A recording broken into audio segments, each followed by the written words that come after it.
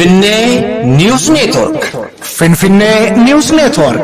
Finfinnee News Networkiin aadaa, afaan, aartii fi seenaa Oromoo dagaagsa. sagalee uummataa ta'uun Qabsoo Oromoo daran finiinsuuf miidiyaalee Oromoo karaa adda addaan qabsoo sabichaa utubaa jiran kanneen akka sagalee bilisummaa Oromoo, Gadaa Miidiyaa Neetwoork, Kaayyoo Maltiimiidiyaa, Se'ifan Belbaan, Egeree News Network, Oromiyaa News Network, Voice of Independent Oromiyaa, Walabummaa News Networkii fi miidiyaa dhaddacha Oromoo, gaaddisa tokko jalatti gurmeessuun hojii eegaluufi Finfinneen handhuura Oromiyaati. Finfinnee News Networkiin argaa fi dhageettii uummataa ta'uun Bilisummaa fi walabummaa Oromoof Oromiyaaf hojjeta. miidiyaa uummataa Finfinnee News Network deeggaruun sagalee uummataa ta'uun dirqama seenaa habaanu. Finfinnee News Network.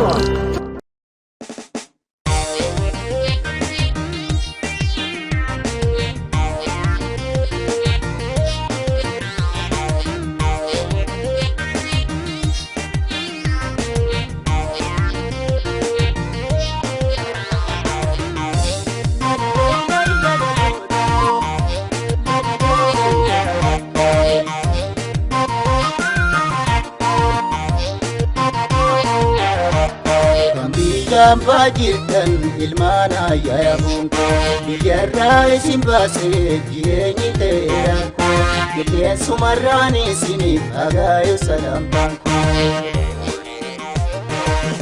Gamba jirtan ijoollee yaa bunko biyyarraa isin baasee jireenyi ta'eera qilleensumarraan isiniif agaayo salampaan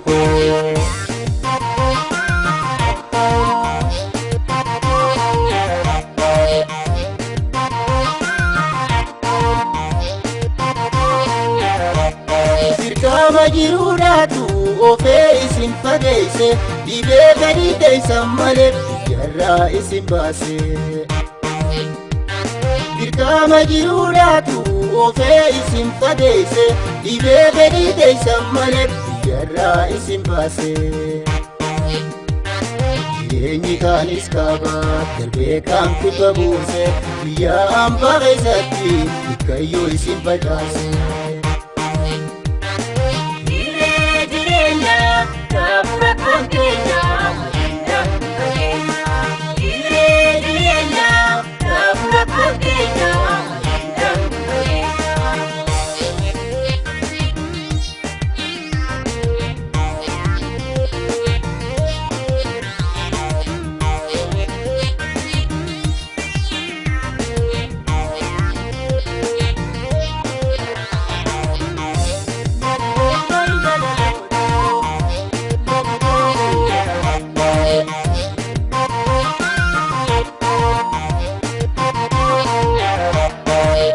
Gamba jirtan ilmaana yaa bunko biyyarraa isin baasee jireenyi ta'eera qilleensumarraan isiniif agaayo salampaan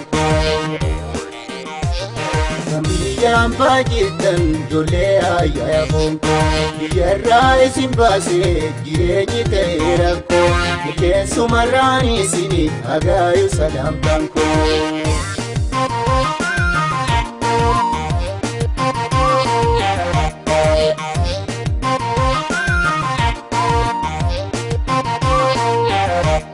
Jireenyitti hammaatu faddaan nu bittinneesse osoo lubbuudhaan jirru wadarkaaf nu deebiise. Jireenyitti hammaatu faddaan nu bittinneesse osoo lubbuudhaan jirru wadarkaaf nu deebiise. Machuura gaaf tokko jiraannu wal argina nagaayumaa fi fayyaadhaaf buleeyyan walii hawwina.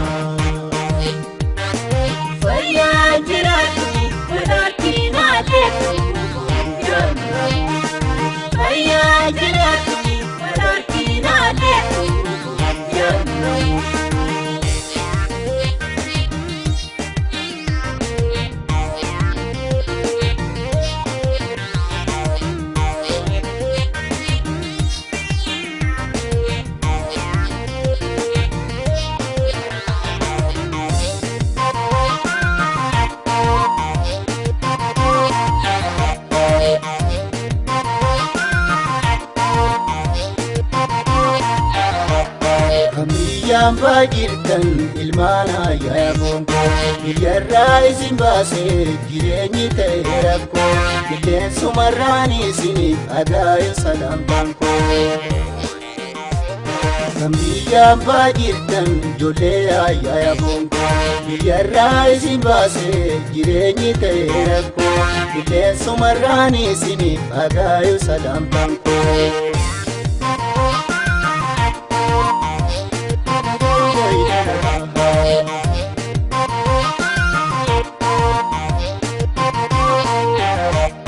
Amamsa dorkataanillee biyya hambaa keessatti garaa yaadan dagaatamtu yommuu biitti fiiti.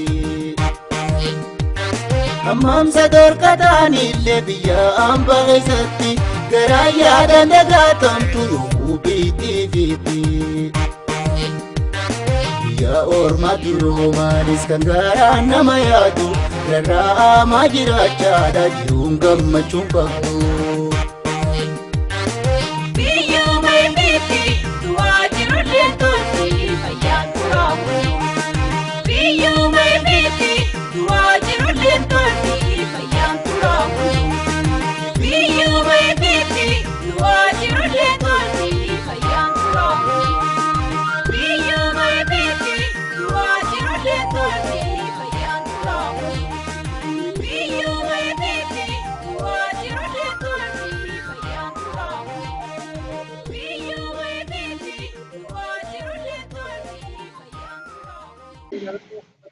Kuni walabummaa News Network akkuma beekame sagantaa adda addaa qabannee dhufna. Sagantaan keenya irraa qophii marii eeroo fi qarreeti. Kana keessatti qarree lama qabadhee dhufee jira. Hanga xumura sagantaa keenyatti akka nu faana turtan abdii guddaan qaba. Affeeramtoota keenya baga nagaan dhuftanii mee of barsiisaa. Baga nagaan nu eeddanii galatooma. Ayyee baga nagaan nu eeddan galatooma. Ayyeegaa mee akkuma beekamu bakka itti dhalatanii fi bakka amma jirtan kanarratti xiyyeeffannee mee eessatti akka dhalatan Oromoo hundinuu akka wal baruu fi kana keessa sifirris wal baruu danda'a waan ta'eef mee eessatti akka dhalatanii fi eessatti akka keenya wal baraa daawwattoota keenya. Hayyee walabummaa duraan dursee sagantaa bareedaa kana affeertee qophii kana gootee asitti nu affeeruu keetiif hedduu galatoomii ulfaadhu akkasuma hordoftootaa fi daawwattoota walabummaa baga nagaan nu eeddanii idduma jirtanii nagaan koo kabajaaf jaalalaa isiniif haa baay'atu. Maqaan koo Keeriyaa Huseeniin jedhama. Kanan itti dhaladhee guddadhee magaalaa godina Arsii Lixaa magaalaa Shaashamanneeti. Amma kanan jiru biyya Imireet yookaan biyya Arabaa Beeruutiin jira. Hayyee hedduu galatoomii mee abboontu iluu. Hayyee walabummaa galatoomi siin jechaa asirratti nu affeeru kan keetiif guddaa galatoomi siin jechaa maqaan kan koo Sabboontuu Iluun jedhama. Kanaan dhaladhee guddadhee godina Lubbaaboor magaalaa Mattuuti amma immoo biyya lammataa Dubaay magaalaa Imaaraat keessan jira galatoomi. Hayyee hedduu galatoomadha. Egaa akkuma beekamu haalli sagantaan irratti mari'annoo irraa haaluma jireenya bu'aa bayii jireenya baqattoota Oromoo yookaan immoo kan biyya ofiirraa bahanii biyya Oromaa keessa jiraatan irratti marii goona. Egaa mee Keeriyaa irraa eegalu maaltu biyyaa isin baasee kan jedhu irratti gaaffii wal fakkaataadha lamaan keessaniif iyyuu atillee Sabboontuu Iluu itti aantaa. Mee Keeriyaa maaliif biyyaa baate? Wanni ati biyyaa baate hawwiin ati yookaan immoo galiin ati biyyaa baate saniif argattee jirta? Biyya keetii bahuu maaltu si dirqisiisee biyya afaan hin beekne aadaa hin beekne dhaqxe akkamimee maaliin wanni biyyaa si baase? Hayyee walabummaa sagantaa kana affeertee qopheessitee nu affeeruu keetiif hedduu galatoomii ulfaadhu akkasuma daawwattoota keenya idduma jirtanii nagaan koo kabajaaf jaalalaa isiniif haa baay'atu. Kanani biyyaa na baase ani biyya ormaa dhaquufis hawwii hin qabun ture hawwii ta'ee fedhii hin qabu. Kanan biyyaa na baase barnoota koo baradhee barnoota kootiin iddoo guddaa gahee biyya koo uummata koo tajaajiluu ture hawwiin koo garuu biyya san keessaa barachuuf haalli jiru hedduu ulfaataadha. Biyya san keessaa mirga lubbuun jiraachuuyyuu baay'ee rakkisaadha. Kanaaf kan biyya ormaa imaluu danda'e barnoota koo addaan kutee barachuu waan hin dandeenyeef roorroo hammaataan maatii kootii fi uummata kootti hammaate anis lubbuu koo of baraaruudhaaf kanan biyya ormaatti imale jechuudha. Baay'ee galatoomi Keeriyaa. Mee sabboontuu iluu maaltu biyyaa si baase? Wanni ati biyyaa baateef sun galiin sun galma si gahee jira? Wanti hawwitee ati biyyaa baate sun argattee jirta? Ayyee walabummaa galatoomi si jechaa irra deebi'uudhaani ani wanti hani biyyaa bahee fi akkuma nama tokko hojjedheellee maatii koollee ofillee jijjiiruufanii garuu umurii kanaan nuti ijoolleen shamaraa biyyaa boonillee nurra hin jiru ture. Nuti biyya keessatti nama hojjetee argachuu danda'udha. Ijoollummaallee qabna. Biyyi keenyallee biyya ganamaan Oromiyaa keessatti kan nuti dhalanne. Oromiyaan immoo qabeenyaan dureettii akka isheen taate namni kamiyyuu hin beeka. Nuti garuu biyya keenyarrallee jiraachuu hin dandeenye. Jireenyi biyya keenya keessaa jireenya ulfaataa fi jireenya walxaxaadha. Maatii keenyarraa kan gadi nutti dhufe wanta ta'eedhaaf biyyi keenya Oromiyaan bilisoomte afaaniin yoo jedhan iyyuu malee bilisummaa wantumti jedhamu biyya keenyarratti wanti mul'ate hin jiru. Abbootii keenyarraa kan gannitti dhufe gabrummaa. Gabrummaa yoo ansiin jedhu waa meeqa waan ati argatturra waan ati baasutu caala biyya keenya keessatti jechuudha. Waan argatturra waan baasutu caala. Gatii kana ta'eef biyya keessa jiraachuun illee baay'ee ulfaatee jira. Biyya keenya keessatti uummanni keenya har'a yeroo har'aa nyaata tokko nyaachuudhaaf baasii guddaa isa gaafata. Jireenyi biyya keessaa ulfaatee jira. Huccuu tokko bittee uffachuuf baasii guddaa si gaafata. Lafa tokko bitattee mana irratti ijaarrachuuf baasii ciccimaa si gaafata jechuudha. Gatii kana ta'eef biyya keenyarrallee jiraachuu hin dandeenye gabrummaa maatii keenyarraa gatii gannutti dhufeef jireenyi nutti ulfaatee akka nu biyyaa baanu godhee jira jechuudha. Gatii kana ta'eef ani kanumaan biyyaa bahee jira. Biyya keenya irratti hojjechuu hin dandeenye. Nutti ulfaatee jira jireenya. Amma fakkeenyaaf biyyi keenya godina Lubbaa Booraa biyya bosonaati, biyya bunaati, biyya looniiti, biyya dammaati, biyya dhadhaati, biyya Oromiyaan badhaadudha. Walumaa galatti Oromiyaan badhaadudha. Garuu Lubbaa Boor asuma xiqqeessinee yoo keessaa fudhanne biyya baay'ee waa hunda qabdu jechuudha. Garuu biyya keenya kanarratti of taanee jiraachuu hin dandeenye. Haalli jireenyaa baay'ee nutti ulfaatee gatii jiruuf biyya keenyarraa gara biyya namaatti imaluu mudannee jirra. Kanaaf bu'aa bayii waa hedduu keessa dabarree as keenyee jirra. Rabbiif haa galatu. Galatoomi walabummaa. Kanuma isin jechuu fedha. Baay'ee galatoomi. Sabboontii Uluumee ati keessattuu waa'ee qabeenya Oromiyaa kaaftee jirta. Biyyi keenya biyya badhaatuudha jettee biyya loonitii, biyya dhadhaatii, biyya dammaatii jettee jirta. Dhugaadha. Iluu Abbaa Booraa biyya bunaan beekamaadha. Bunarra darbees dammi isaas bosona guddaa qaba. Mee bunni kiiloo tokko biyya keetitti meeqaan gurguramaa? Biyya ati jirtu kanatti immoo bunni siinii tokko meeqaan gurgurama? Ayyee walabummaa galatoomi siin jechaa biyya keenya irratti bunni kiiloon tokko bunni haala ittiin bitamuuf haala ittiin gurguramu qaba. Bunni jiidhaan illee jira. Bunni gogfamee gurguramu illee jira. Garuu bunni gogfamee gurguramu yoo akkam jabaate kiiloon birrii 25 gaafa galu waddadee jira jedhamachuudha. Garuu wanti nuti binnee nyaannu immoo gabaarraa wanti nuti binnee nyaannu baay'ee waa widdii ta'e jechuudha. Uffata tokko yoo bitanna jenne in ulfaata. Birrii ittiin bittee uffattu baay'ee ulfaata jechuudha. Garuu midhaan keenya abbootiin keenya bunni jaraa boqqolloon jaraa wanti jarri itti argatan baay'ee gadaanaadha jechuudha. Gatii kana ta'eef jiraachuun ni ulfaata. Biyyattii sana keessa jiraachuun ni ulfaata. Bunni kiiloon birrii 25 gaafa gale waddadeera jedhama jechuudha. Sirriitti waddade gaafa jedhame kiiloon birrii 25 siin jedha. Qishiriin illee akkasuma birrii 60, birrii 90 waan akkasiitiin siin jedha walabummaa.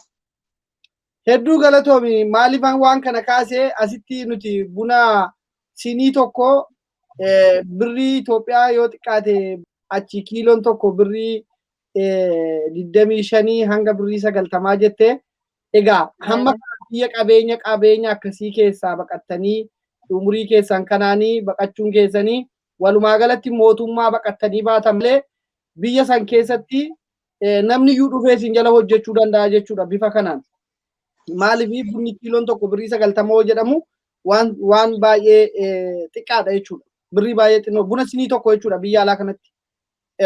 Isa kanaaf qabeenyi biyyattiin qabduu fi ilmaan Oromoo warri biyya keessatti dhalatan hegeree isaanii irratti cufamee akka isaan qabeenya isaan dafqa isaaniitiif isaan hojjetatan kana akka isaan illee seera qabeessaan hin gurguranne akkanatti himtetti yeroo midhaan gahu mootummaan gadi buusee gadi cabsee yeroo immoo midhaani ganni dhufu midhaan ol kaasee uummatatti jireenya hadheessee kana baqaa biyyaa baatanii walumaa galatti hojii of jijjiiruu otoo hin taane mootummaa akkasittiin uummata keenya hiraarsu kana baqanneedha natti fakkaata yoon dogoggoruu baadhe. Akkasii yoon dogoggoruu baadheef yaadni koo sirriidha moo akkamni sirreessaa? Eeyyan sirriidha. Yaada bareedaadha. Kanuma baqanneetu baane malee biyya keenya irratti waan dhabne baane tokkollee hin jiru. Mirga lubbuun jiraachuu waan dhabne qofaa fi kanan biyya keenya baane biyya keenya irratti hojjannee of jijjiiruu kan dandeenyu jechuudha. Baay'ee galatoomadha. Meegaa eega biyyaa baatanii biyyi isin itti dhaqxan kuni akkamitti isin simatee afaan hin beektanii aadaa hin beektanii kana keessatti firan qabdanii kana keessatti immoo akka mootummaatti mootummaan kun achi keessatti mootummaan isinii dhaabbatu hin jiru. Mee kanaan wal bira qabaatii maaltu isin mudate yookaan biyya sana akkamitti argitanii gaafa dhaqxan irraa kaastanii ammallee lafa baruu dandeessu. Mee sabboontu ilume? Annugaa dubbachuu ennaani gaafa ani guyyaa zammaraatiif dhufee biyya kana keessa galee baay'ee tokkoon ofitti gadde.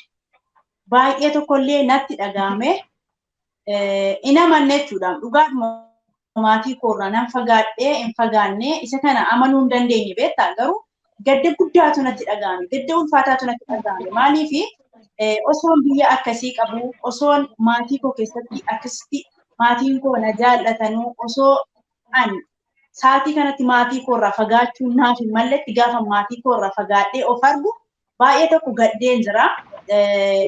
Yaa waan hundaaf iyyuu mudannoon nu mudatee jiru baay'ee mudannoo ulfaataa qabna. Namni kamiyyuu biyya isaarraa gara biyya isaa lammaffaa imalu waan baay'eetu si mudata. Gatii kana ta'eef baay'ee tokko gaddeen jira. Dhugaa biyya koorraa ba'uuf namanne illee jechuudha. Egaa rakkoodhuma biyyattiin qabdu wanta ta'eedhaaf jiraachuu hin dandeenye. Biyya keenya irratti wanti nuti qabnu nurkaa gadi cafacafamuudhaan maatii keenya irraallee gadi cafacafamuudhaan baay'ee jireenya nutti ulfaachuudhaan gara biyya kana lammaffaa dhufnee jirra. Yaa biyya kana gaa barree jirra afaan arabaallee amma tokko barree jirra ni baramas wanti hin baramne hin jiru. Gatii kana ta'eef kanuman siin jira mee kan keeriyaa sadeebi. Baay'ee galatoomee keeriyaa too maaltu si mudatee biyya malee yookaan immoo akkamitti biyya sanii ishiidhaa kaasisanii wal fakkaataadha. Aadaa isaa afaan isaa kana akkamitti argitee afaan hin beektu kan jedhu yaada kee. Hayyee walabummaa hedduu galatoomi. Mudannoo baay'een qaba. Akkuma beekamu biyya ormaa yeroo deemamu yookaan duudhaa yookaan jiraachuudha. Maaliifuu biyyi kan keenyaayyuu kan itti dhalanne keessattuu jiraachuun hedduu ulfaataadha. Biyyi ormaa kana lama akka ta'e namuutu ni beeka. Garuu lubbuun of baraaruu fi baqanne waan ta'eef mudannoo baay'een qaba. Akkasumatti hin danda'in dabarse akka carraa ta'ee afaan Ingiliffaan danda'an ture isumatti fayyadamaati kanan ture. Yaa ta'u immoo hanga waggaa tokko mindaa malee kanan hojjadhee dabarse. Rabbiin galanne haa ga'u garuu lubbuun jiraadhee har'a gahee jira. Ammas immoo gara biyya kootti illee galuudhaaf haalli jiru hedduu ulfaataadha. Maaliifuu maatiin kootu roorroo keessatti hedduun isaanii ajjeefamanii hedduun isaaniis immoo madaahanii. Keeriyaa mee kanatti ni dhumna. Akkan dura dhaqxanii waggaa tokkoon tola hojjedhee jette. Tola kana kan si hojjisiisu ati paaspoortiidhaan deemtee natti fakkaata yoon akkani yoon dogoggoruu baadde. Kan tola si hojjisiifatu kun Eeyyan. mootummaa Itoophiyaati moo si ergesanii warruma ati bira hojjette santu miinda kaffaluu si yookaan immoo miinda siin kaffalamne maaliif siin kaffalamne miinda Eeyyan dhugaadha kanan dhufe paaspoortii maafi karaa seera qabeessaatiin dhufe yaa ta'u malee namni na fudhate suni nama gaarii hin turre kanaaf akkasuma immoo imbaasiin biyya kana jiru imbaasiin Itoophiyaa imbaasii nafxanyaadhaan ijaarame waan ta'eef nama hin gargaaru maktabii yookaan biiroon biyya kanas kanuma jechuudha walitti hidhata qabu walitti hidhataniitu imbaasiin Itoophiyaa akkasuma biiroonis jechuudha akkasuma namoonni an bira hojjedhu sanis ta'anii kanan nyaatan jechuudha ani mootu humna ittiin gaafadhullee hin dhabe gaafachaan ture biyya kana imbaasiin biyya an jiru reeffi namaallee du'ee kaasuudhaaf dandeettiillee hin qabu kaases illee hin beeku ni danda'a garuu hin hojjetu jechuudha kanaafan lubbuun jiraachuu waan filadheef ammas carraa biraan barbaadeetu lubbuu koo baraare jechuudha qarshii isaan barbaaduuf jecha lubbuu koo waan dhabuufi lubbuu koo immoo jiraachuu qaba jedheeti kanan filadhe. Hayyee hedduu galatoomi waan hedduu nama gaddisiisuu fi waan baay'ee garaa nama raasu mee amma gaaffiidhuma sirraa isumatti hin deebi'a mee amma fakkeenyaaf qarshiin isaan miinda waggaa tokko isaa si dhorkatan kun qarshii biyya saniitti meeqa ta'a qarshii meeqan si qacaranii gaafa jalqabaa kontiraata keetirra meeqa jira akkasumatti immoo qarshii biyya keenyatti yoo jijjiirame miindan kee kan waggaa tokko kun meeqa ta'a?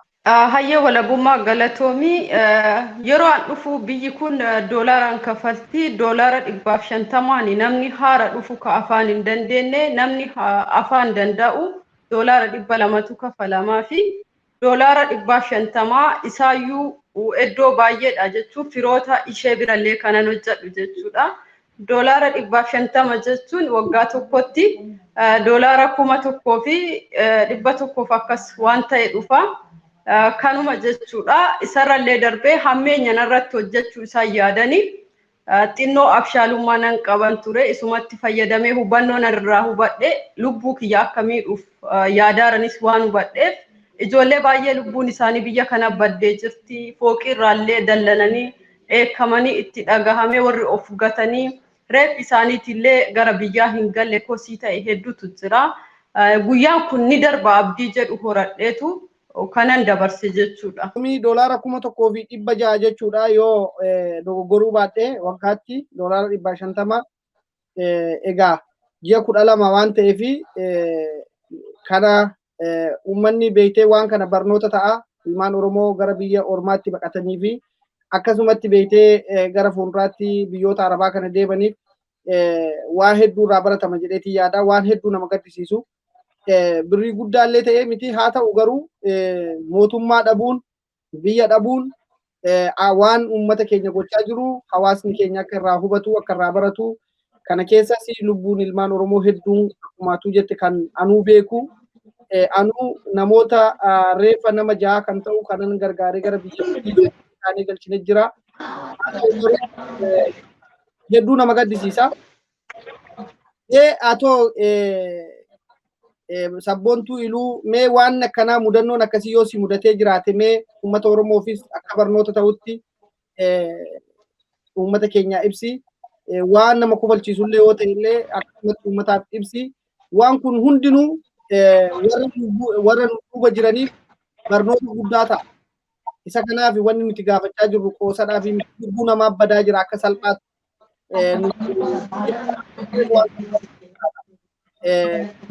Waan kana kaasaa jira mee yaada kee sabboontuu iluu? Hayyee walabummaa galatoomi jecha anillee yaa mudannoon hangas ga'us nan mudanne ani gaafuma manaa bahu arabiin bukkee seenillee amma tokko arabaa gaariidha. Yene nammiine garuu haalli itti jiraachaa ture inni ulfaata.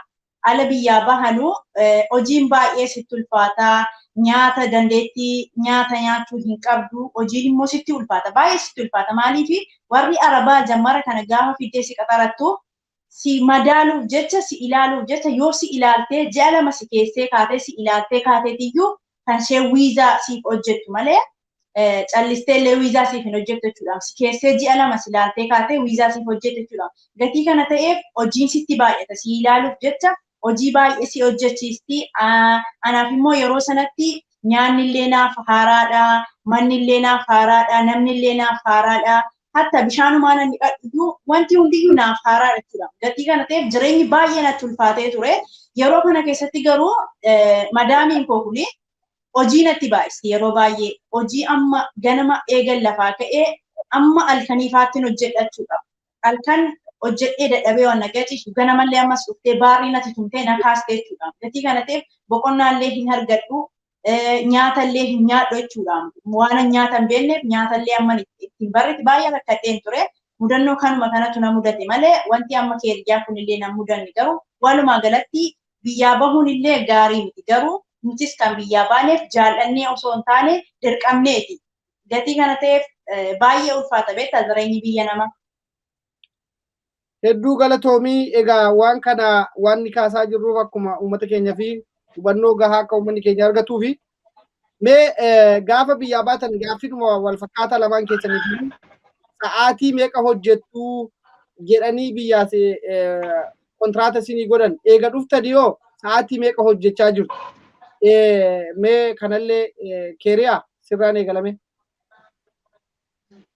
Hayyee walabummaa hedduu galatoomii anan biyya kan arge jechuudha waliigalteen ittiin dhufe guyyaatti sa'a 8 fi 7 boqonnaa jedha.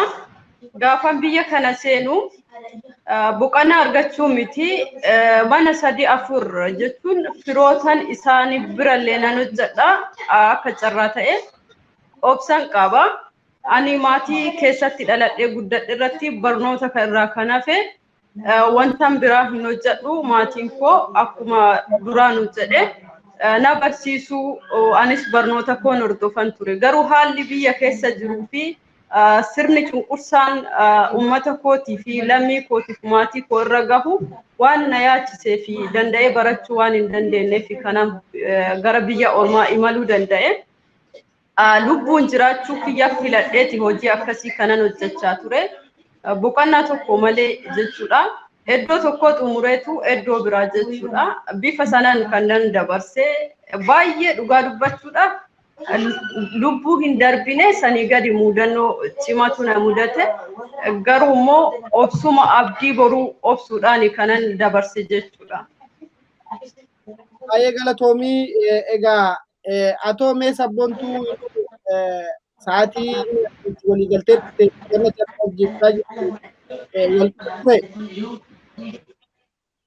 Ayyee walabummaa galatoomisiin jecha ani yoo hani biyyaa bahee omaa wanti irraa beeku hin jiru sa'aatii maal wanti jedhu kun homtuu hin jiru hojiidhumaafi kan gara kana dhufnellee jarrillee dhuftee nu fudhattee hojii nu jammarsiisan jechuudha malee sa'aatii ammana boqottaa wanti jedhu hin jiru jechuudha hojjechuudha ganama yoo xiqqaate akka asiitti sa'aatii 6 ka'a halkan amma sa'aatii tokko amma sa'aatii 12 dalagaadhuma jechuudha boqonnaan hin jiru akkasumallee hojiin baay'ee ulfaata baay'ee beeksisabiin jaraa nama baay'eedha manni jaraa kilaasiinsaa fooqiidhaaf lafa kun hundi kilaasii qabaa waa uffanni akkas jira beeksisabiin baay'eedha nyaanni akkas jira garuu rabbiif haa galatu kana hunda dandeenye guyyaa kana geenye jirrachuudha malee haalli nu keessa dabarree ulfaata dhugaa dubbachuu jennaan baay'ee ulfaata garuu sa'aatii wanti jedhu kun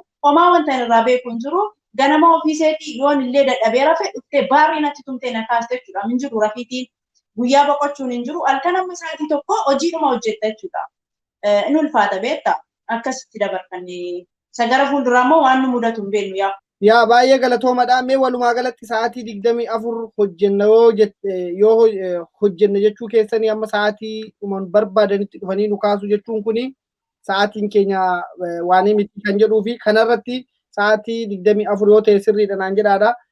Gama biraatiin immoo mee guyyaa boqonnaa keessanii biyya keessanitti bilbiltanii maatii keessanii wal quunnamuudhaaf carraan immoo isinii kennama. Dubbachuudhaaf maatii koo arguuf baay'ee hawwii fi fedhii guddaan qaba. Waggaa tokko mindaa waggaa tokko dhabee deemee maatii koo dubbisuu qofaan barbaade. maatii koo biraa fagaadhee jiraadhee nama hin beeknes waan ta'eef maatii koo qofan hawwee waan hundaa dhiisee dubbisuudhaaf barbaadeen ture. Imbaasii deemee gaafa akkana geggeessan barbaadu imbaasiin akkuma dursa dubbadhee imbaasiin biyya kana keessa jiru biyya Beerut keessa jiru hedduu beekamaadha. Imbaasii nafxanyaadhaan ijaarame waan ta'eef keessattuu ijoollee akka kan keenya geggeessuu hin danda'u. Afaan ittiin si keessummeessanis afaanuma isaaniiti. Afaan isaanii ittiin dubbanna garuu immoo maqaa kan kee ilaalanii si hubatu jechuudha. Baay'ee tokko ulfaataadha. Kun abdii waan na kutachiisee fi biiroo jechuun biiroo deemee mana isa jalqabaatti mindaa waggaa tokko dhabee akka hin deebine murteessee isaanis immoo paaspoortii irraa naa fuudhanii naa laatuu hin dandeenye. Maaliifuu kan na fiddee waggaa lama waan ta'eef gaafa waggaa lama xumurte mindaa ishee laataa fi kanan jettee dubbatte. Anis immoo mana isheetti deebi'een hojjedhu biyya koon galuu qabaadhee murteesse. San booda ka biyya singalee imbaasiidhaan haalli jiru ulfaataa waan ta'eef akkasumatti dabarsee booda nama akka carraa ta'e nama ijoollee biyyaa fidu dhalattuu yookaan lammii biyya kanaa argadhe ishee fuutee naan deemteeti kan hojii iddoo garaagaraa nagashaa turtee fi baay'ee miidhames jira yeroo san na gargaartee jechuudha. Hedduu tokko rabbiin jazaa isiif haa deequ. Iddoo hojiis nagashitee kanaan hojjechaa ture. Amma biyya galuudhaaf haala mijataa tokkollee hin qabu. Baay'ee abdiin jiru murachiisaadha. Garuu ulfaataadha yeroo na gaafata jechuudha. Akka barbaadetti maatii dubbisee deebi'uufis immoo haalli mijataan qabu tokkollee jiru. Itti yaadameeti yeroo na gaafata jechuu barbaadeeti. Galatoomii ayyee galatoomii haalli itti maatii koo qunnamaa ture yeroo jammaraatii fi bilbilillee naaf hayyamamaa hin turre bilbila kanuma madaamii kootii irraatii kanan ittiin dubbisu ji'a tokkoof amman ji'a tokko ga'etti amman damoosa koo fudhadhetti iseedhumatu naaf dawwalaa ture torban lama keessaa yeroo tokko maallaqa see baastee kaardii bittee naa dawwalaa turte. Garuu gaafan ji'a tokko gahee damoosa koo fudhadhee guyyaa jammaraatiif damoosi koo kanan ittiin qaxarame birrii diraama biyya kanaa diraama 800. Diraama sana gaafa naaf laattee jettu kaardii keellee situ of danda'a. An kana booda kaardii siif hin bitu naan jettee anillee baay'ee natti dhagaame rakkoo qabu yaa. Wanti natti dhagaame maal ta'e diraami koo xiqqoodha kanarraallee maatii koo keessaa dubbisaa wantoota na barbaachisu keessaa fayyadamaa wanti jedhu natti dhagaame ture yaa. Ata'u jedheetu maniniyyuu silkiillee kanuma seerraa jechuudha bilbilallee kanuma seerraatti kanan fayyadamu garuu kaardii ofii kan kootii bitadheen ji'a keessaa maatii koo dubbisaa ture jechuudha. Haala akkasiitiin yeroo boqonnaan hin qabu boqonnaan hin jiru jumaa minaaminii ni namni jiru ana biran turre garuu an torbanuma gara torbaniitti an hojiidhuma dalagaa kan koo dalagaadhuman ture. Halkanuma amma sa'aatii tokkorraa kaasee hanga sa'aatii 6tti kanan boqodhu ganama sa'aatii 6tti hirribaa ka'ee hojii koo eegalachuudha. Haala akkasii keessan tureen siin jedha walabummaa. Baay'ee galatoomii egaa waan hedduu nama gaddisiisu maaliif shamarran immoo haala isaan keessa haa ta'u mee haa ta'u rakkoo hangana hin jedhu mee waan amma isin gaafadhu gaa waan amma keessa dabarre hundumayyuu keessa dabarsan kana waan hedduu nama gaddisiisu kanumarraan as baatanii rakkoo hamma kana guutuu waggaa tokko tola hojjettanii sa'aatii lakkoofsan qabne hojjettanii nyaannillee akkaataa nyaatanillee miidhamtanii bilbilumallee bilbiltanii maatii keessan argachuuf iyyuu baay'ee rakkisaa ture.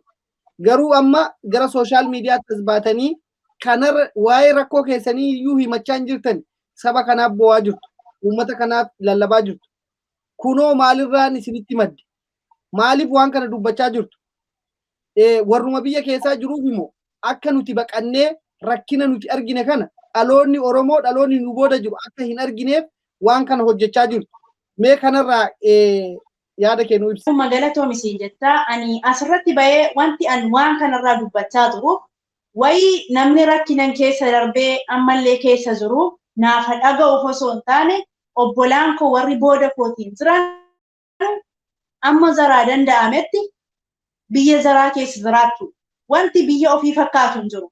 Maaliif an rabbiif galanni haa gahu ijoollee baay'ee argeen jira, ijoollee lubbuun jaraa darbee, ijoollee balaan meeqa jara mudate ijoollee baay'ee argeen jira. Biyya namaatti imaluun kun gaarii miti.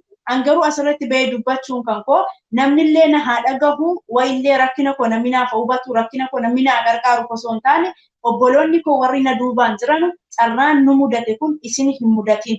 Amma isinii danda'ametti biyya keessan keessa ta'aatii biyya keessan falmadhaatii biyya keessan diina haqaaqaatii harka isaa cabsaatii irkaa fudhadhaatii abbaa biyyummaa keessan biyya keessan irratti mirkaneeffadhaatii biyya keessan irratti duroomaatii qabeenyaan waan hundaan dureessa ta'aatii biyya keessan irratti of ta'aa isiniin jechuufan asirratti bahee dubbachaa jira malee rakkoon kan koo kanuma kooti eenyuyyuu akkanarraa hirmachuu hin dandeenye nan beeka.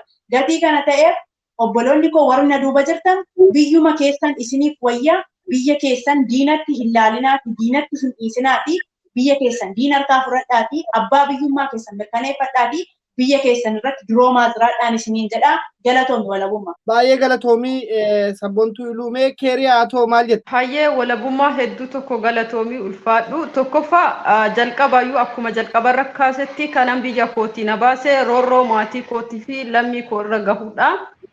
Ergan biyya kana dhufellee mudannoo hedduutu na mudatee obsaanii fi akkasuma rabbiin guyyaa koo gara fuulduraa urmiin koo waan jiruuf kanan har'a gahe jechuudha. Kanaaf kana laaleetu rakkoon koo homaanatti fakkaatee hin beeku. Rakkoon roorroo fi haalli hammeenyi suukaneessaan maatii kootii fi akkasuma uummata Oromoo hundarra gahu dhugaa dubbachuuf gaaf tokko boqannaa naa kennee hin beeku jechuudha. Ammas kanas fuula miidiyaadhaan kanan dubbachaa jiru. Rakkina koo namni akka na bira dhaabbatuuf yookaan na gargaaruuf osoo hin taane namni jechuudha. Namni hin rakkanne hin jiru. Yaa ta'u ammoo yoo obsanii ni darba. Biyya garuu wanti biyya ofii fakkaatu hin jiru. Akkuma sabboontuu Iluu kaaftee obboleeyyan keeyya akkasuma uummanni Oromoo hundi iddoo jirtanii na dhageeffachaa jirtan biyya ofii waan fakkaatu hin jirtu waan ta'eef biyya ofii gochuudhaaf ammoo yoo falmatan yoo cimanidha. Biyya ofii irratti mataa ol qabatanii yoo deeman fakkeenya nuu rakkanne jiraataa jirru miti. Jawaar Mohaammed fudhachuu dandeettu jechuudha. Jireenya gaarii qaba. Garuu jireenya biyya ormaa irraa jireenya biyya ofiitu caalaa fi lammii kiyya faanaa falmadhee biyya haqa qabeettii godhee biyya bilisoomte godhee lammii kiyya faana jiraadha jedheeti kan gale jechuudha. Kanaaf nutis boqannaa dhabneetu waan dandeenyu sagalee isinii ta'uudhaaf fuula miidiyaatti kaas baanu malee yookaan akka nu argitaniif yookaan mul'achuudhaaf miti. Ani Oromummaa koon baay'een itti boonaa, baay'een itti gammadaa. Oromummaa koorratti baay'ee ciminaan kanan guddadhellee jechuudha. Ammas immootu Oromummaan koo akkana jalaa badu, akkana jalaa tuqamu hin barbaadu. Kanaaf dhibee keenya caalaa dhibee lammii keenyaatu nu dhukkubsaa. Kanatti boqannaa dhabneeti kanan fuula miidiyaatti as baanee yeroo hundaa dubbannu. Rakkoon keenya numattuu mul'atee hin beeku. An akka kootti natti mul'atee hin beeku. Maatii koos homaanatti fakkaata. Maatii koo jechuun uummata Oromoo jechuun uummata Oromoo jechuun maatii koo jechuudha. Oromoo eessallee dhaqee jiraachuu danda'a, Iluu dhaqee jiraachuu danda'a, Finfinnee jiraachuu danda'a, Adaamaa jiraachuu danda'a. Akkasuma immoo kutaa biraa dhaqee jiraachuu danda'a. Yoo biyyi keenya maal taate roorroo kana jalaa uf baafte jechuudha. Kanaaf kanan fuula miidiyaatti as baanee dubbannu rakkoo keenya caalaa rakkoo uummata keenyaattu boqannaa nu dhoowwateeti. Baay'ee galatooma. Meeqa akkuma beekamu beektanii waan baay'ee waan hedduu namatti tolu haasa'aa jirtanii miidiyaatti baatanii dubbachuu keessanii fi anillee akka nama tokkootti baay'een sin galateeffadha.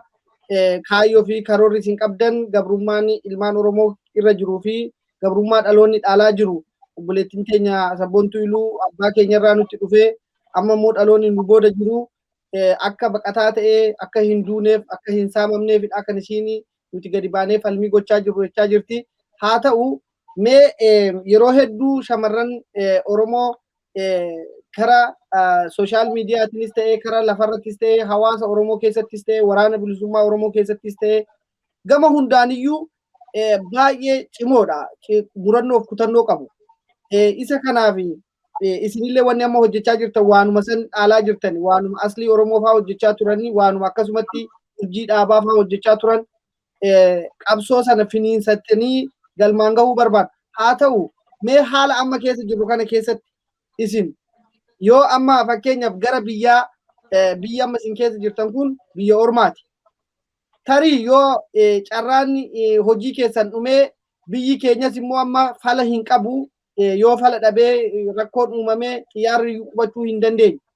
Mee maalinni hegereen keessan hegeree dhumti keessan maal ta'a yookaan maal ta'a jettanii yaaddu? Ayyee walabummaa yoo kana keessa deddeebinee yaadne hin ulfaata beektaa?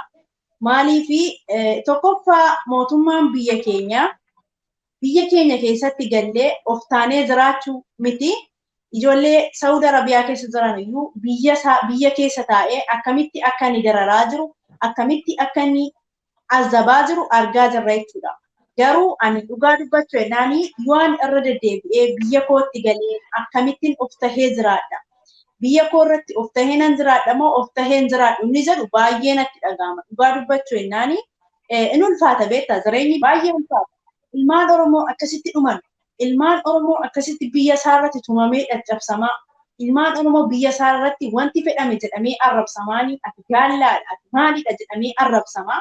Kana ilaalaa biyyattii sana keessatti deebi'ee nan jiraadha jechuun an akka kootti wanti godhamu godhameeyyuu an biyya kana irratti biyya kana keessatti waggoota dabaladhee jiraachuun filadha malee biyya sana keessatti deebi'ee uummata Oromoo akkasitti dhumu gabrummaa uummata Oromoo akkasitti uummanni keenya mataa gadi qabatee jiraatu akkasitti deebi'ee biyyattii sana keessa jiraachuu illee hin hawwachuudha. Garuu amma na danda'ametti biyyuma kana keessa turuun barbaadan biyya sanatti galee mootummaa akkasitti mootummaa baalagee mootummaa mahayyimii kana jalatti deebi'ee mootummaa kana jala buluurraa biyya kana keessatti waggaa barbaachisu aarsaa barbaachisu kaffalee biyya kana keessa jiraachuun filadhachuudha.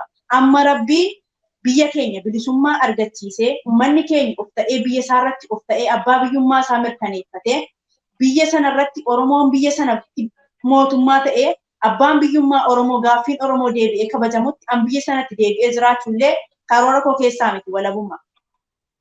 Galatoomi mee keeriyaa ta'u maal jette? Walabummaa akkuma sabboontuun kaaftee hedduu tokko ulfaataadha. Gaafa gara biyya akkamitti gala jettee yaaddu baay'ee tokkoon ulfaata.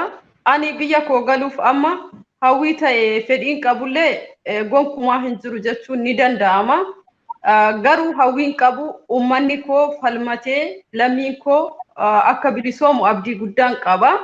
Abdiin egereedhaa qabu lammii koo akka bilisoomudha jechuudha. Kana ni bilisooman jedheetumaan abdii qaba.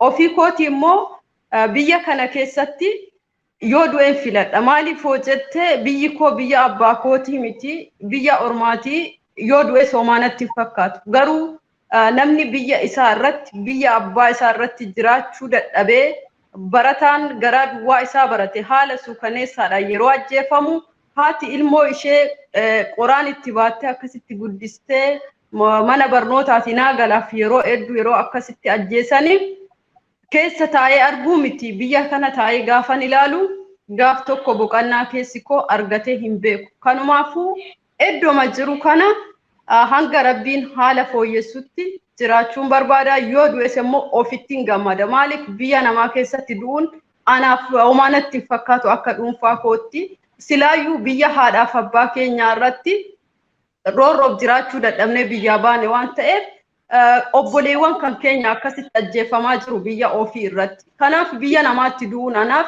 homaanatti hin fakkaatu. Carraa yoo nan argadheetti gara fuulduraa jiraadhee biyya kootti deebi'e sun wanta gara fuulduraati. Ammaaf garuu abdiin qabu fedhiin biyya koo galuu gonkumaa keessa koo kanan jirre ibsuun barbaada jechuudha. Baay'ee galatoomadha. Egaa mee isin akkuma beekamu paaspoortiidhaan biyyaa baatanii yeroo biyyaa baatanii boodas immoo kunoo rakkoon isinirra ga'e rakkoo hedduu isinirra ga'ee jira. Mee kanuma hundarraa amma gibira mootummaadhaan ni kafaltu isin? Mootummaan gibira isinirraa fudhata mootummaan Itoophiyaa? Ayyee walabummaa galatoomi jechaa ani yeroo hanjammara dhufee hin beeku jechuudha. Maallaqaan maatii kootiif ergullee karaa baankiitiin hin ergachuudha. Karaa baankiitiin birriin ergamu I don't know akkasi jedhee siif ibsuu hin danda'u jechuudha. Gimmaashi sirraa kitata yoon jedhee soba miti jechuudha. Birrii gimmaashi mootummaadhumaaf gashaa muraasi maatii mageesse jechuudha. Amma garuu ijoolleen illee haala nu mijeessanii birrii karaa namarraan daddabarsaa yoo erganne malee karaa mootummaatiin hin ergannu jechuudha. Gatii kana ta'eef birrii keenyarraa mootummaan gibira argataa jira. Wanti jedhee illee itti amanu hin jiru jechuudha. Garuu duraan waggaa lama sirriitti mootummaadhaaf galii gasheera yoon jedhee soban qabu jechuudha. Sirriitti mootummaa sirriitti tajaajilee jiran karaa kooti baankiirraan ergachaa ture jechuudha waggaa lama guutuu. Kontraata keetirra hin jiru akka ati amma kontraata mootummaadhaaf gibira amma kaffaltu achirra jira natti fakkaata yoo hin agarre taati malee. Hin agarre garuu amma garuu birrii kana ergadhaa jiru namarraa hin ergadha malee mootummaarraa miti jechuudha. Karaa mootummaatiin garuu hin ulfaata baay'ee. Eeyyee walabummaa galatoomii gaafii baay'ee bareedaadha. Dhugaa dubbachuu fi qarshii nuti dararaa meeqaa fi wanta meeqaan karaa meeqaan hojjannee maatii keenyas ta'e ofiis akka hin jijjiirre parsentii 100 keessaa 99 mootummaa Itoophiyaatti fayyadama jechuun ni danda'ama jechuudha. Walakkaa osoo hin taane walakkaa ol jechuudha. Kana yoo jedhu mootummaan kana godhaa maatii keenyaaf buufata fayyaa tajaajila fayyaa argatanii tajaajila barnootaa argatanii maatii keenyarraa roorroon ajjechaa dhaabbataa hin jiru. Maatiin keenya haala nyaataaf dhugaatii tokko qabu haala hammeenya keessa jira. Gaafiin ani qabuyyuu mootummaa kanarraa nurraayyuu fayyadamaa jira. Nutu roorroo isaa baqannee biyyaa baane inni nurraa fayyadamaa jira. Amma hoo maatii keenya maaliif jiraachuu dhogga? Maatii keenya ummata keenya maaliif jiraachuu dhogga gaafii jedhuun gaafachuu barbaadaayu. Deebiin argadhu malee jechuudha. Maaliifuu maatiin keenya ijoollee isaanii biyyaa baasaniiti jechuudha. Ijoollee isaanii akka biyyaa baatu fedhanii osoo hin taane roorroo mootummaa baqachuu jecha ijoolleen maatiidhaan osoo mari'atiin biyyaa bahanii garuu nuti biyya ormaa keessa teenee isa fayyadaa jirra. Faayidaa kana maaliif wallaalee maatii keenyarraa roorroo dhaabuu dide? Kanaaf haalli jiru baay'ee tokko ulfaataa mootummaa fayyadamuu keessaa illee parsentii 100 guutuu nurraa fayyadamaa jechuudha. Baay'ee galatoomii egaa maaliif waan kana kaasee yeroo isin gibira gabbartan kana namoonni beektanii amma xurataa jira xurataa ba'a namni akka har'a umurii kanaan jirutti nafuu dulloomaa deema humni keessan dhumaa jira biyyoormaa keessatti kanaaf gibira mootummaan immoo isinirraa murachaa jira akkan quba qabutti $30 ijoolleerraa akka guurrachaa jiran quban qaba akka odeeffannoo qabutti egaa kun hundumtuu dabalamee dhaqee rasaasa bitee ilmaan Oromoo fixaa jira. Garuu immoo isin gara fuulduraatti namni mee biyya kanarraa galee yookaan xurataan inni argate ni jiraayi kan jedhu irrattis gaaffiidha. Kun uummata Oromoo dhiibna dhageenyee hin beeknu. Kana wanni kaasaa jiruuf hayyoonni Oromoo kan biyya addunyaa kanarra jiran akkaataa uummata Itoophiyaa kana itti gargaaruu danda'an. Maaliif mootummaan akkasittiin uummata kana ijoollee xixinnoo biyya Arabaatti erganii mindaa isaaniirraa muratanii otoo isaan xurataa tokkollee hin qabanii yoo konkolaataan isaan biyyatti yeroo galan akkasittiin maatii irratti kufanii hafuu yoo du'anii mootummaan hin galchu kana hunda uummanni keenya akka quba qabaatu waan kana kaase isinillee waan kana sirriitti waan gadi buutanii keessa beektanii hin qabdan natti fakkaata haa ta'u garuu namoonni ni qaba ibsa itti kenna yoo irraa dubbadhutti walabummaa carraaf naaf laatti. Hayyee walabummaa hedduu galatoomii ulfaadhu dhugaa dubbachuudhaaf lammiilee keenya biyyoota Arabaa keessa jiran keessattuu jechuudha hedduu rakkoo hammaatatu irra gahaa mootummaan garuu ijoollee biyyoota Arabaa jiran irraa parsentii 100% irraa fayyadama kana yoo jedhu paaspoortiin keenya Itoophiyaa dhaqeetu haara hoomeeti kan gara biyya kanaatti deebi'u jechuudha isarraa ni fayyadama.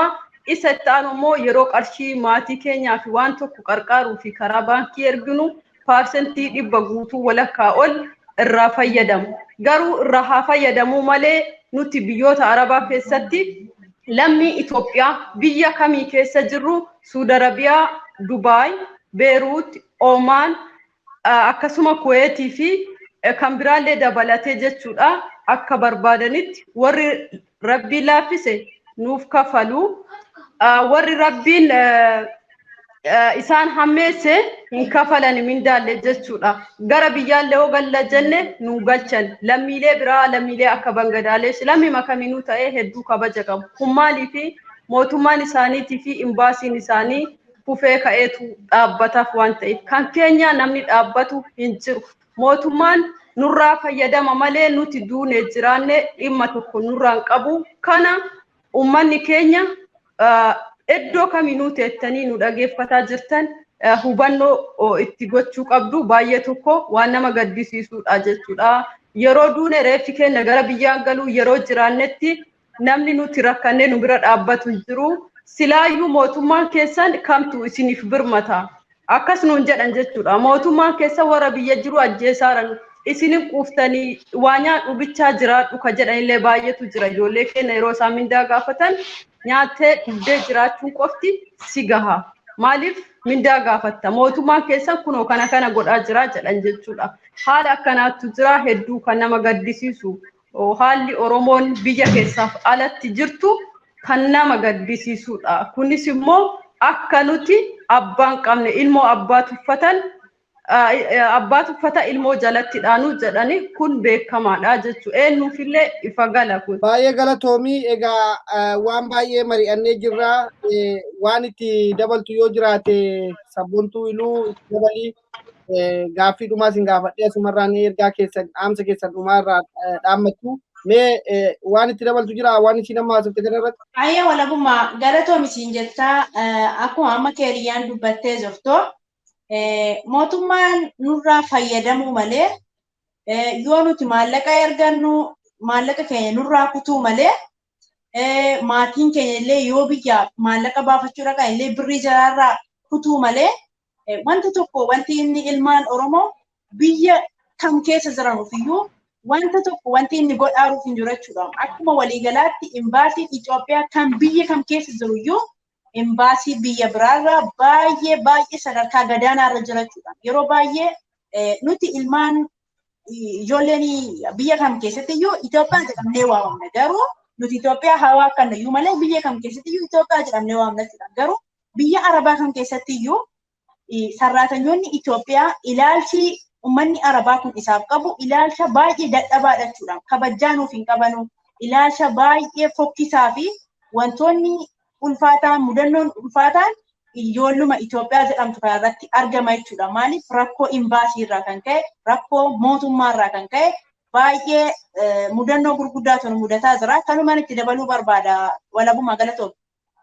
Baay'ee galatoomadha. Egaa gaaffii yaada keenya asumarratti goolabaa jirra. Gaaffii dhumaa isin gaafadhee asumarraanii yaada ergaa qabdanis asumarraan itti dabalatanii dhaammattu jechuudha dhaamsa keessan. Fakkeenyaa fi haala amma marii goone kana keessatti gaa wantoota hedduu kaafne yoo biyyatti galtanillee akkaataa biyyatti galuufillee abdiin hin jiru. Mootummaan kunillee akka miindaa yookaan immoo xurataa kan jedhan gaafa soorata jechuudha afaan Oromootti akka nama akka hin qabnillee kunillee beekamaadha.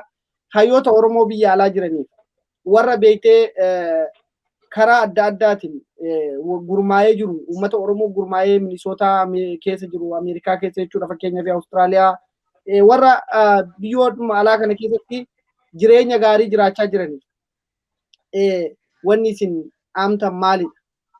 Rakkoon isin keessa dabartan kan akkamitti furamuu danda'a? Furmaanni isaa maali? Kan jedhu irratti yaada keessan kennitanii dhaamsas yoo qabaatan achumarraan dhaamtanii maaliif isin miidhamtanii namni isin duuban dhufu immoo miidhamuun irra hin jiru. Namni waan baratuuf kan hin baranne barsiisuudhaaf. Kanaaf hawaasa kanaaf wanni isin jajjabeessitanii dhaamtan keessattuu dubartoota Oromoo biyya alaa kana keessatti waldaa dubartootaa gurguddaa baay'ee jira. Shamarran Oromoo kan warra Amnesty International keessa hojjetu jira. Kan Human Rights Watch keessa hojjetu jira.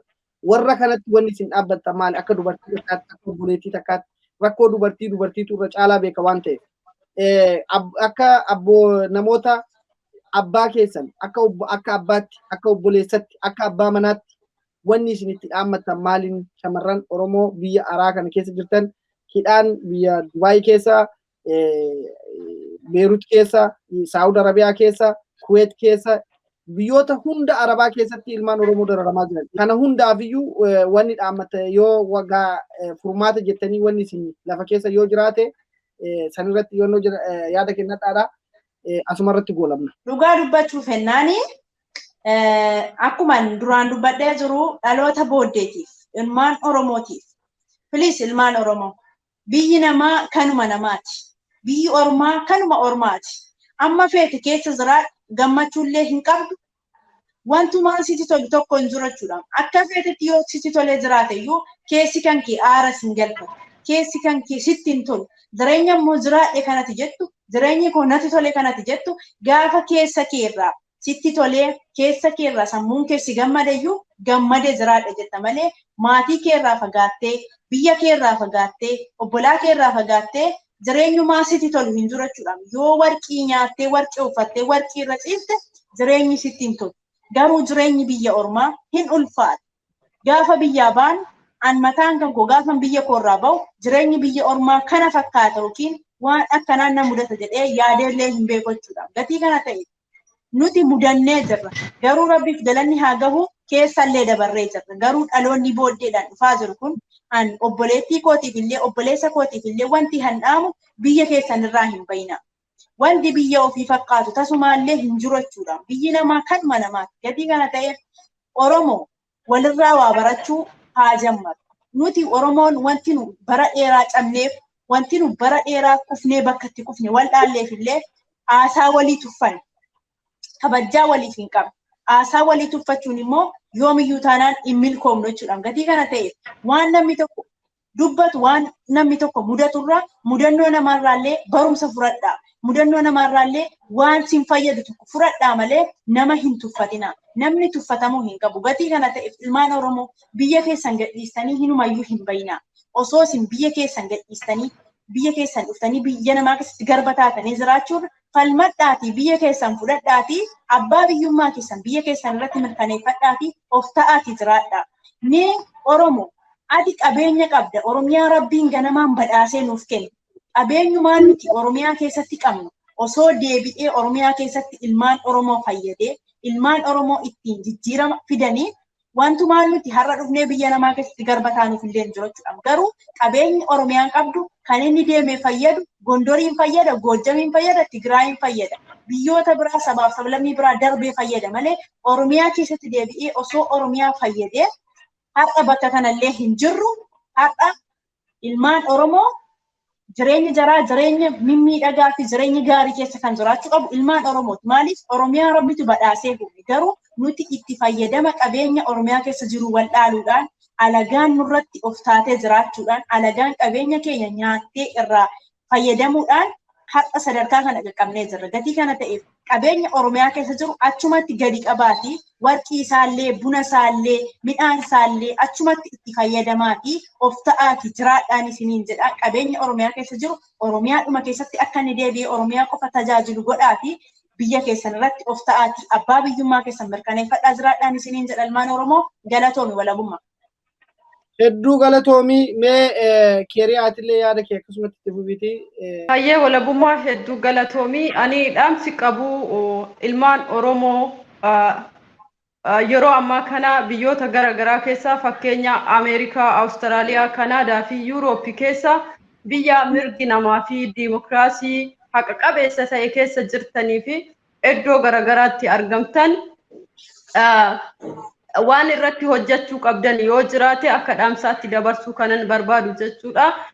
Nu warra biyyoota Arabaa keessa jiraannu Suudi Arabiyaa, Dubaay, Kuweet, Oomaan akkasuma Beeruutii fi Baareen kan biraas dabalatee jechuudha. Ijoollee biyya kana keessatti du'anii reef isaanillee ka'aan jirre hedduutu jira. Dursinee reeffa kaasuu irra jirama kaasutu salphata waan ta'eef reeffi tokko qarshii guddaadhaan kan gara biyyaa galu jechuudha. Garuu nama lubbuun jiru gara biyyaa galchuun hedduu salphata. Tokko gara biyyaa galchuu fi fala jiru barbaaduu irratti osoo hojjettanii bareedan jedha. Keessattuu shamarran iddoo garaagaraa fi asooseeshinii garaagaraa ijaartanii yeroo ammaa jirtanii osoo nu bira dhaabbattanii karaa kanaan nu gargaartanii natti tola. Kana yoo jedhu akka dhuunfaatti akka na gargaartanii waan nyaadhu waan uffadhu naa bittanii osoo hin taane namni iddoo inni jiraatu haala jireenya qabeessa ta'e tokko akka jiraatuuf irratti hojjechuun bareeda. Ijoolleen keenya biyyoota Arabaa keessatti du'aa jiranii. Mootummaa eeguun hin barbaachisu. Maaliifuu mootummaan kana duras nama biyya galchee qabatamaan biyya galcheellee hin jiru jechuudha. Ammas galchaan jiru akkuma argaatan reeffi ijoollee keenya biyyoota Arabaa keessatti guyyaa guyyaadhaan kan kufaa jiru namni kaasu immoo hin jiru. Imbaasiin Itoophiyaa biyya Arabaa keessa hin jiru. Kana jala sararee namni kamuu beekuu barbaada. Kan biraa kanan jedhu ilmaan Oromoo biyya keessa teettanii yeroo ammaa na dhageeffachaa jirtan falmattanii biyya keessan irratti amma falmachuu ka qabdan ammaa fi ammatti jechuudha. Yoo falmattanii biyya abbaa eenyummaa abbaa biyyummaa keessa mirkaneeffattanii jettan nutis muuxannoo biyya ormaa irraa arganneen waliif qoonnee asii iddoo jirru kana garas imallee gara biyya abbaa haadha keenyaa fi isin obboleeyyiwwan keenyatti dabalamnee waan hedduu hojjechuudhaaf karoora guddaa qabna. Waa hojjechuuf qarshii qofa osoo hin taane muuxannoo fi dandeettii sammuu itti yaaduu nama gaafata. Kana waliif qoonnee akka hojjennu gara fuulduraa hawwii guddaan qaba. Kana hawwii kiyyaa fi keessanillee kana mirkaneessitan amma cimtanii yoo falmattanidha. Falmii geggeessaa jirtan irratti asumaan dhaamsa dabarsuudhaaf falmii geggeeffamu falmii murannoo fi kutannoo ijjannoo tankaarfii ta'uu qaba isiniin jedha. Jajjabaadha. Mudannoo immoo mudannoo nama mudatu abdii kutachuun hin barbaachisu. Waan isinii dhaamu keessaa tasgabbii obsii fi akkasuma immoo mudannoo irraa muuxannoo waan nama mudatu irraa barnoota fudhachuun baay'ee tokko barbaachisaadha. Wanti nama mudatu hamtuuf osoo hin taane akka toltutti wanta gaariitti nama baasutti hubattanii mudannoo ammaa kana darbu dukkana booda ifatu jira akkuma jedhamu yoo cimne yoo jabaanne kutanne yookaan nutis waan dandeenyuun sagalee isinii ta'aa jirra rafaan jirru boqochaan jirru isinis immoo cimtanii kutannoon hiriira baatan kana tarkaanfii ijjannoo murannoo qabaachuu qabdu. Boo'icha dhiisaa boo'icha osoo hin taane moo'icha. Amma yeroon itti jirru kuni boo'icha osoo hin taane moo'icha jenneetu goolabuu qabna. Jajjabaadhaa isiniin jedha. Hedduu galatoomadha. Horaa bulaa deemanaadha. Waan nu kabajanii dhuftanii yaada nu kennitanii fi baay'een isin galateeffadha. Shamarran keenya yeroo gaarii qabaadha. Daawwattoota keenya jaallatamoo. Baay'ee walabummaa hedduu galatoomii ulfaadhu. Qeerroo fi qarreeti. Qophii qeerroo qarree kana gubbaa irratti mudannoo shamarran Oromoo keessa jiraachaa jiranii fi itti turan kana akka uummanni Oromoo irraa waa baratuuf ilmaa shamarran Oromoo kana booda dhufaa jirtuu fi shamarran Oromoo immoo rakkoo hamaa keessa jirtu kan dubbatachuu hin dandeenye, kan feesbuukii hin qabne, kan moobaayilee hin qabne hedduutu jira. Qabsoon nuti goonu bifa hundaan gama hundaan maaliif iyyan ijoolleen kun kan jedhu yaada isaan keessa jiru quuqama isaan qaban kanarraan kan ka'e lafa bulan hin qaban, lafa oolan hin qaban, mootummaa isaanii dhaabbatu hin qaban. Kanaaf gadi bahanii yeroo isaan dubbatan jajjabeessuun nurra jira, bira dhaabbachuun nurra jira. Warri immoo dhimmi kun isin laallatu keessattuu jaarmiyaaleen siyaasaa akkasumatti waldaan dubartoota Oromoo shamarran Oromoo biyya Arabaa keessa jirtu ijaartanii akkaataa isaan gara jireenya gaarii itti jiraatan irratti akka qajeelchitan dhaamsi kiyya isinii haa ta'u. Horaa bulaa deebanaa waan dhaggeeffataniif hin jedhaa galatooma.